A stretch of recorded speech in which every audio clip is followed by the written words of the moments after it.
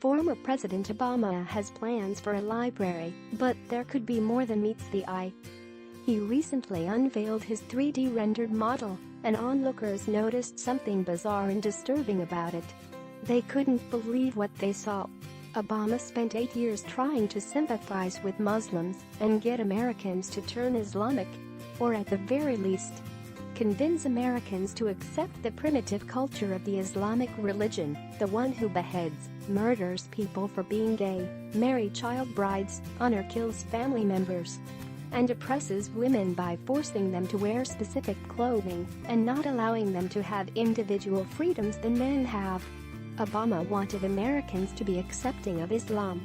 But Islam isn't accepting of American values or culture. The number of uncivilized behaviors that stem from the Islamic religion is just not what Americans do. This is our country, our values, and our giant mixing pot of culture.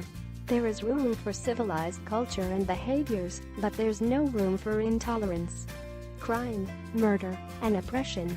Obama basically took a knee on our flag every time he sympathized with the Islamic religion, the same culture that savagely hijacked planes and tore down the World Trade Center. While Americans are very accepting of people who act and behave in a rational societal manner, there's still no room for those who frown upon American values and fail to assimilate. It's no surprise that Obama leaves office and continues pressing his thumb up his nose while trying to get Americans to assimilate to Islam. His newest project, a large library, looks like a mosque. Does Muslim culture influence his library? Is he building a secret Trojan horse to hoard his Muslim friends into?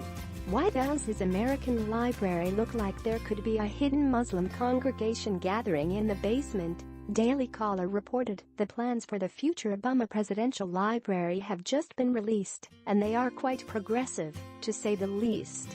The library is scheduled to be built in Chicago, Illinois, and will be within a stone's throw of the University of Chicago, Jackson Park and the South Shore Cultural Center. The design includes 3 buildings, a museum, library and forum.